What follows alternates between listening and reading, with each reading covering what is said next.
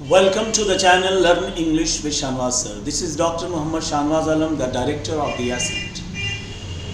Dear student, जैसा कि आप जानते हैं कि इन दिनों हम मॉडल पेपर की तैयारी कर रहे हैं, यानी मॉडल पेपर सेट 1 की प्रैक्टिस कर रहे हैं।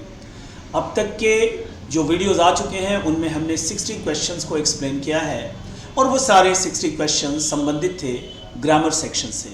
तो आज के इस क्लास में हम बात करेंगे नेक्स्ट 20 क्वेश्चंस की, and those questions will be based on text. Yes, जो आपका प्रिस्क्राइब टेक्स्ट है number part 2 story of English, उससे ये क्वेश्चन संबंधित होंगे। So let us start the session of today, and as you are watching at the question 61, Indian civilization is, you have 4 options: godless, based on partiality, based on matter, based on belief in God. Yes, objective questions को command करने के लिए you have to do subjective study. Subjective करना ज़रूरी है, तब objective आपका clear हो गया। तो इंडियन सिविलाइजेशन एंड कल्चर के टेक्स्ट को आपने अगर पढ़ा होगा तो ये क्वेश्चन बहुत ही इजीली समझ में आ जाएंगे। भारतीय सभ्यता है गॉडलेस, ईश्वर विहीन। Is it the option A और is it the option B based on partiality, और is it the option C based on matter, पदार्थ पर आधारित है, या based on belief in God, या ईश्वर पर विश्वास पर आधारित है। The correct answer is option D, based on belief in God. भारतीय सभ्यता आधारित है ईश्वर में विश्वास पर। ओके, सो जिन लोगों ने ये टेक्स्ट नहीं पढ़ा है, ये क्वेश्चन अगर आपके सामने आ रहा है तो इस क्वेश्चन को आप 2-3 बार अगर देख लें तो अगर ये एग्जाम में क्वेश्चन आ जाए तो that will be the correct answer, and the correct answer is based on believing God. Moving ahead, we go to the next question, question number 62 that has come now on the screen. Mahatma Gandhi was not blank space of material progress of the West. Mahatma Gandhi was not enamored, critical, pleased, contemptuous. The correct answer for the question number 62 is, yes, you are right, the correct answer is option A, enamored. अब ये enamored का synonym भी आपके exam में पूछ सकता है। Okay, enamored का synonym, what is the synonym of the word enamored? तो पहले enamored को समझ लें। enamored means प्रसन्न, enamored means प्रसन्न। तो Mahatma Gandhi was not enamored of material progress of the West. पश्चिमी देशों की जो भौतिक उन्नति है उससे महात्मा गांधी खुश नहीं थे। enamored means pleased, enamored means happy. तो जैसा कि मैं अक्सर कहता हूँ कि you must have pen and paper with you while attending my class, so note it down, enamored means pleased. Moving ahead, we go to the next question. Question number 63, that is before you. A pinch of snuff is a short story, an essay, a drama, a speech. Pinch of snuff क्या है? Pinch of snuff is a short story. Okay? So moving ahead, we go to the next question, question number 64. If America becomes a great nation, it must not overlook the problems of farmers, laborers, Negroes, unemployeds. Okay, so this sentence has been taken from the chapter I Have a Dream. It has been written by Martin Luther King Jr. ये जो कुछ भी मैं बोल रहा हूँ इसमें objective questions आपके पास हैं, तो जो मैं बोलूँ उसे भी नोट डाउन कर लें।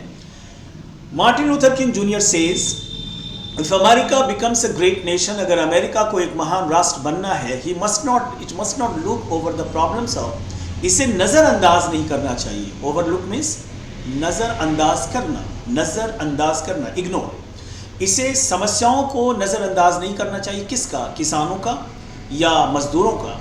The correct answer is negroes. Yes, Martin Luther King junior is working, is fighting for the rights of the negroes. Okay, moving ahead, we go to the next question, question number 65. Bertrand Russell was a philosopher and a geologist, chemist, botanist, और is it the option D, mathematician? यहाँ मैं आपको बता दूँ कि जितने भी chapters हैं, चाहे वो प्रोज के हों या पोएम के हों, पोएट्री के हों, शुरू में जो इंट्रोडक्शन दिया है 1-2 पैराग्राफ में उस चैप्टर और उस ऑथर के बारे में, go through that paragraphs necessarily, ज़रूर जाएं आप, उसे देखें और बहुत सारे ऑब्जेक्टिव क्वेश्चंस वहीं से सॉल्व हो जाएंगे। तो Bertrand Russell was a philosopher and a geologist, chemist, botanist or is it the option D, mathematician? Write your answer in the comment box. और जब ये क्वेश्चन बना रहे हैं और अगर आपसे कोई गलती हो जाए तो आप याद रखें कि जब मैं आंसर बताऊंगा तो ये आंसर जो है वो आपका ऑब्जेक्टिव क्वेश्चन क्लियर कर देगा. So the correct answer for the question number 65 is mathematician. The correct option is option D. Moving ahead, we go to the next question, question number 66. The teacher who caught Sebi playing with Good. Good के साथ सेबी को जिस teacher ने पकड़ा था उसने उसके साथ क्या किया? Appreciated him, depreciated him, awarded him, punished him. Appreciated him, उसकी तारीफ की. Depreciated him, उसकी अवहेलना की, उसकी बुराई की. Awarded him, या उसे पुरस्कार दिया, या punished him, या उसे सजा दी. The correct answer is option D, punished him. Punished him. Moving ahead, we go to the next question, question number 67. In Bangladesh, children are looked after by the father only, by the mother only, by the whole family, by the mates. In Bangladesh. मैंने कहा जितने भी chapters हैं उनके शुरू के जो paragraphs हैं, इंट्रोडक्शन जो है उसे आप जरूर पढ़ लें. 67. What can be the correct answer? The correct answer, let me tell you here that the question number 67 and the answer is option C, whole family. Bangladesh में बच्चों की देखभाल पूरे परिवार के द्वारा की जाती है. 68. The editorial policy of a popular daily is controlled by. किसी भी प्रसिद्ध दैनिक समाचार पत्र की जो संपादकीय नीति है उसको नियंत्रित किया जाता है कितने कारणों के द्वारा? 3, 2, 4 and 5. 68. फिर मैं बता दूं कि हर चैप्टर के शुरुआत में जो इंट्रोडक्शन है उसे ज़रूर आप पढ़ लें.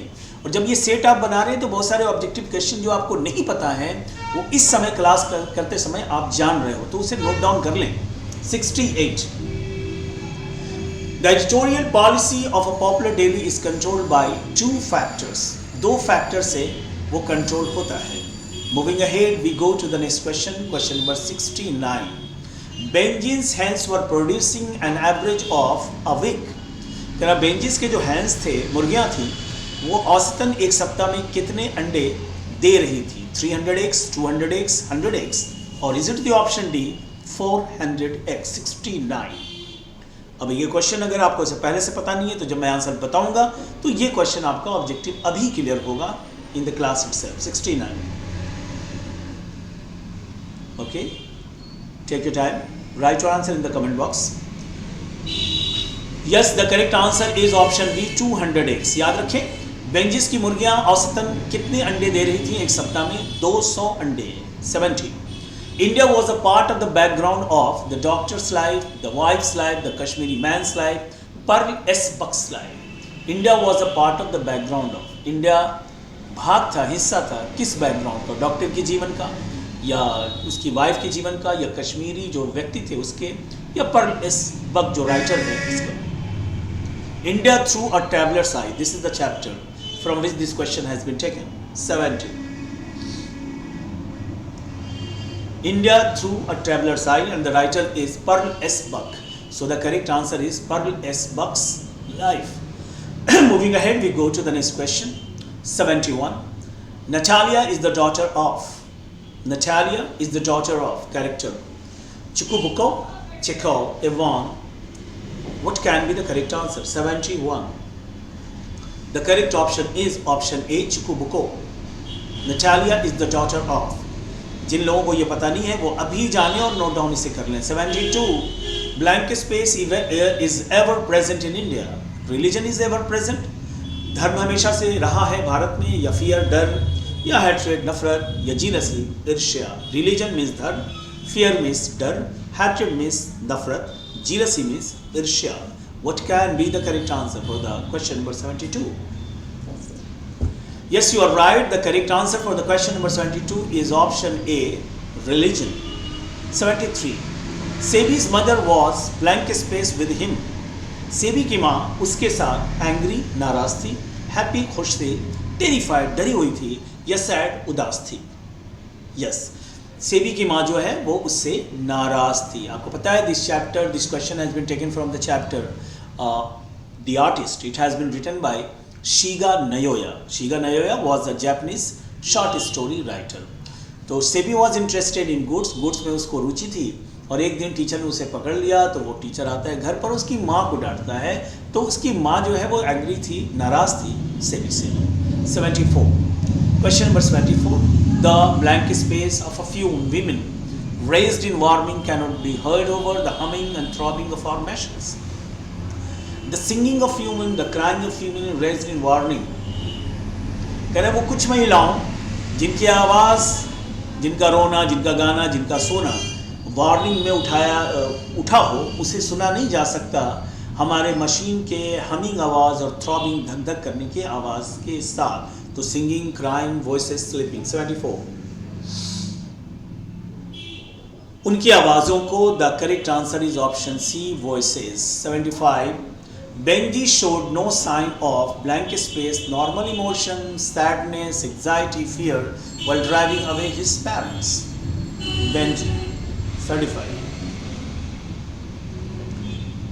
Benji showed no signs of normal emotion. Benji एक कैरेक्टर है, उसने अपने सामान्य इमोशन को, भावना को नहीं दिखाया अपने माता पिता को ले जाते हुए, भगाते हुए, हटाते हुए। नॉर्मल इमोशन उसके पास नहीं थे। 76 The redness of the fire appears blank space to the poet. This line has been taken from the poem, Fire Hymn. It has been composed by K.K.N. Daruwala. K.K.N. Daruwala कौन थे?